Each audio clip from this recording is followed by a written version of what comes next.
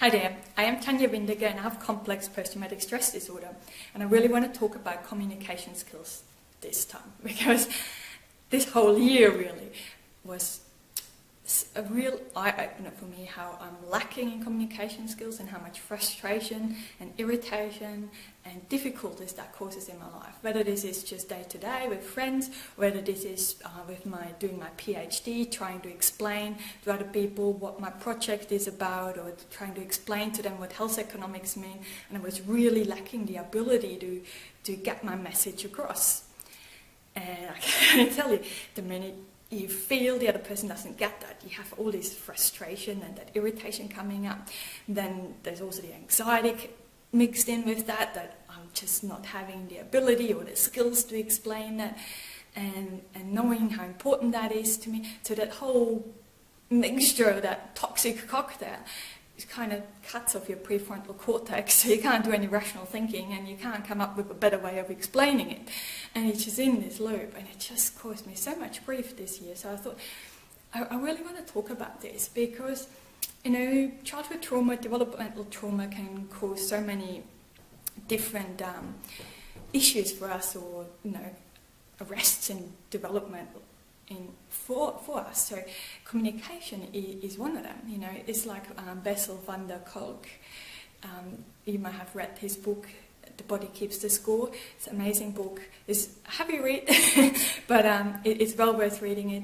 And he talks about the communication skills a lot, how it's meant to be this flow, this rhythmic thing. And for me, it's not like that, and I'm wondering how you feel about that. But it's really, really hard for me to stay fully present when another person talks. So you might say something, and I really, really have to focus on trying to stay present so I can hear what you say. Well, in my head, all these random thoughts come up and about different things, and you know, it's quite messy in my head. And there's all these, like random, chaotic stuff going on. So when you finish, I might say something that's not really quite related to what you just said, but because I missed half of what you said, because my mind is so busy. And then you may look kind of, and that little look gets me on guard. You know, it's like, oh, it's not, she may not have, or he may have not have quite understood where I'm coming from, or we're just trying to tell me, it's like, I can't connect the dots here, I'm not quite following you. Well, in my head, it's like, she thinks I'm a waste of time, you know, I just shouldn't have even opened my mouth, and so forth. You know, that kind of negative self-talk that's just there in a flash, just like that. And it makes it really, really hard to have a effective, rewarding, whatever, communication, you know. And it is very difficult to explain that to other people. See, I'm struggling. I'm struggling to communicate how difficult communication is for us. So it's frustrating. But there's so many different things, and I guess I'm really, really lucky that I am still a PhD student, and I have some awesome mentors at university and who helped me a lot, you know. And even in one instance where someone tried to explain something to me, and he just recognized my look on my face, like, I really don't get it.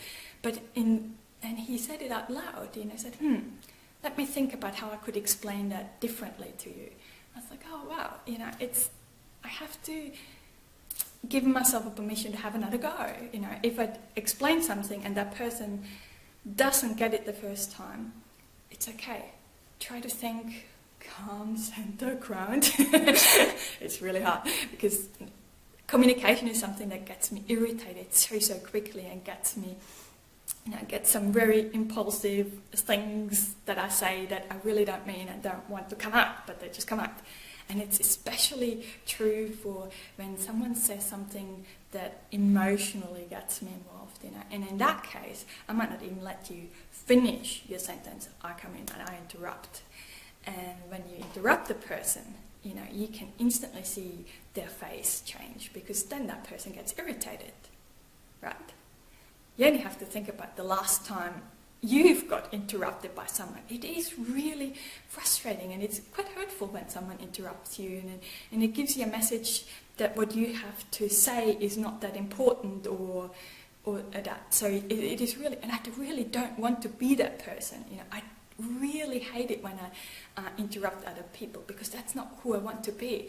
And it took me years to work on, to just try and catch myself in that moment when I interrupt someone, and then to actually go and admit and acknowledge, hey, I just interrupted, and that's not okay. I do apologize. I don't, that's to own up to it. Really, I think it's really, really important that to own the fact that our communication skills aren't that great, and also realize, it's not unique to people with PTSD. You only have to Google books on communication and you can see there's hundreds of thousands of books coming up on that topic, because really most people have room to improve their communication skills.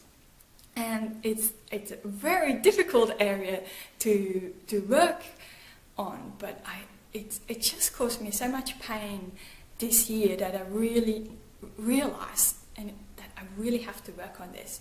And we, as I always say, we have our brain has tremendous capacity to change. We can learn to be better in tune and stay present with another person and have a more engaging conversation, so to speak. But essentially, I want you to not give up.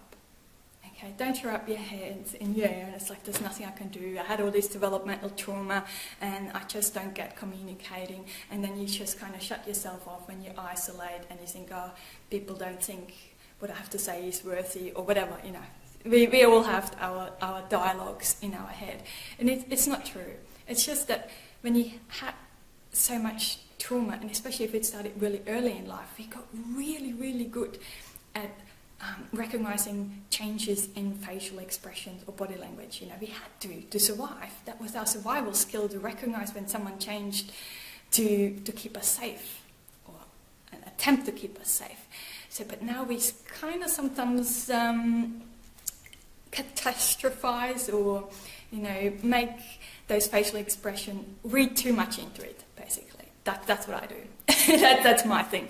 And it might not be you, but I definitely, I know the smallest change, when I get this confused look on another person's face, it brings up a storm of emotion and a storm of negative stuff. And it's totally out of proportion to the situation. And I really have to work on this. So if you have any tips and tools and things that you use to help yourself to be a better communicator, to be a better listener, and so forth, I would love to hear, and I'm sure there's other people who can learn from that as well. So please share any insight information. I'd love to read it. And as always, lots of love and rainbows. Bye for now.